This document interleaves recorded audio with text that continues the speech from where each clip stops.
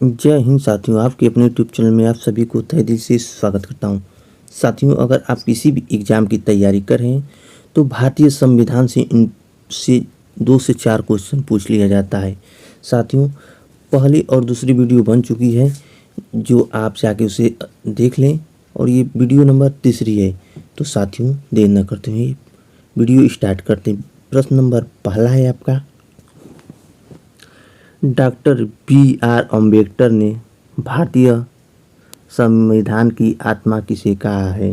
साथियों, doctor B R. Ambedkar ने भारतीय संविधान की आत्मा किसे कहा है? तो आपका राइट आंसर हो जाएगा option number D. Option number D है आपका संवैधानिक उपचारों का अधिकार। साथियों, संवैधानिक उपचारों का अधिकार। प्रश्न नंबर अगला देखते हैं। प्रश्न नंबर अगला है आपका, संपूर्ण संविधान कब लागू हुआ था? साथियों, संपूर्ण संविधान कब लागू हुआ था? तो आपका राइट आंसर हो जाएगा option number A. Option number A है आपका 26 जनवरी 1950 को भारतीय संविधान संपूर्ण रूप से लागू हो गया था। प्रश्न नंबर अगला देखते हैं। प्रश्न नंबर अगला है आपका, भारतीय संविधान को तैयार करने के लिए कुल कितनी समितियां गठित की गई थी? साथियों, भारतीय संविधान को तैयार करने के लिए कुल कितनी समितियां गठित की गई थी? तो आपका राइट आंसर हो जाएगा option number B. Option number B है आपका 13। ऑप्शन नंबर बी है आपका 13। प्रश्न नंबर अगला देखते हैं। प्रश्न नंबर अगला है आपका, जो वेरी इंपॉर्टेंट प्रश्न है और बार बार एग्जाम में पूछा जाता है। तो साथियों, प्रारूप समिति के अध्यक्ष कौन थे? तो प्रारूप समिति के अध्यक्ष कौन थे? तो प्रारूप समिति के अध्यक्ष डॉक्टर भीमराव अंबेडकर थे। Option number C, doctor Bhimrao Ambedkar. प्रश्न नंबर अगला देखते हैं। प्रश्न नंबर अगला है आपका,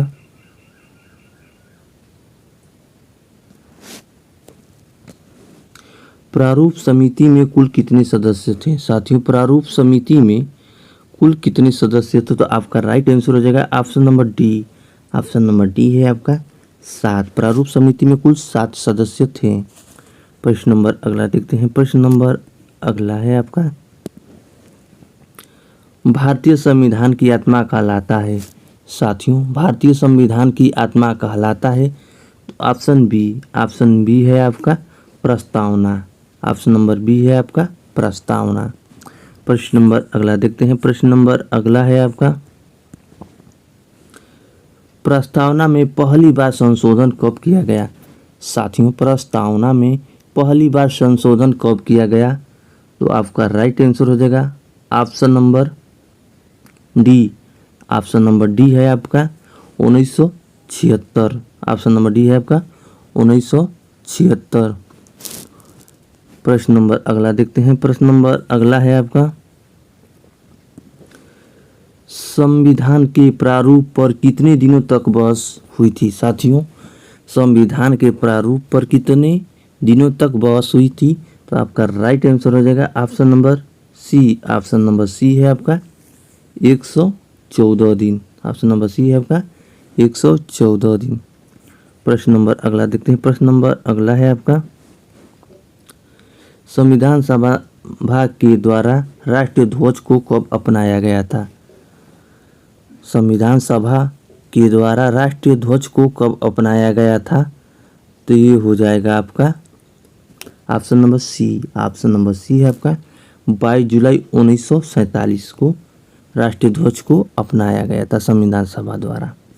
प्रश्न नंबर अगला देखते हैं। प्रश्न नंबर अगला है आपका, संविधान सभा द्वारा राष्ट्रीय गान को कब अपनाया गया था?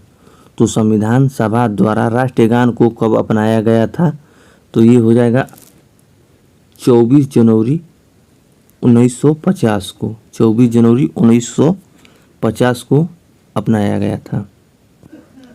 प्रश्न नंबर अगला देखते हैं।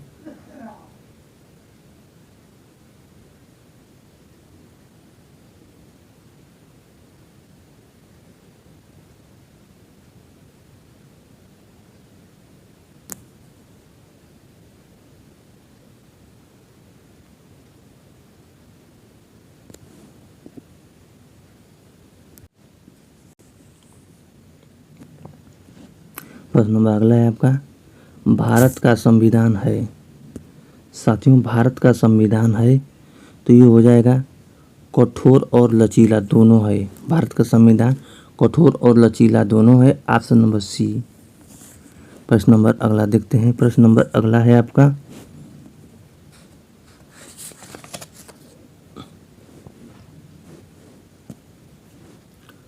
राज्य पुनर्गठन आयोग के अध्यक्ष कौन थे। साथियों राज्य पुनर्गठन आयोग के अध्यक्ष कौन थे, तो आपका राइट आंसर हो जाएगा option number B. Option number B है आपका Faiz Ali. Option number B है आपका फैज अली। प्रश्न नंबर अगला देखते हैं। प्रश्न नंबर अगला है आपका, भाषा के आधार पर गठित भारत का प्रथम राज्य कौन था। भाषा के आधार पर गठित भारत का प्रथम राज्य कौन था, तो आपका राइट आंसर हो जाएगा option number D. Option number D है आपका आंध्र प्रदेश।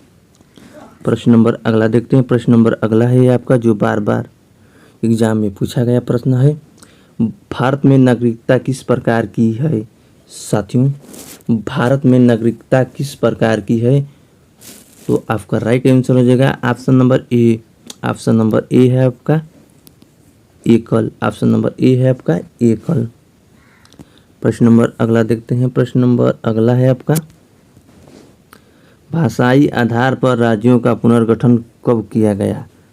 साथियों भाषाई आधार पर राज्यों का पुनर्गठन कब किया गया, तो आपका राइट आंसर हो जाएगा option number D. Option number D है आपका 1956। ऑप्शन नंबर डी है आपका 1956।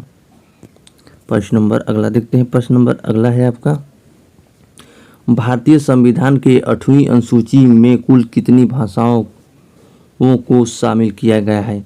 साथियों भारतीय संविधान के 8वीं अनुसूची में कुल कितनी भाषाओं को सम्मिलित किया गया है, तो आपका राइट आंसर हो जाएगा option number D. Option number D है आपका 22। प्रश्न नंबर अगला देखते हैं। प्रश्न नंबर अगला है आपका,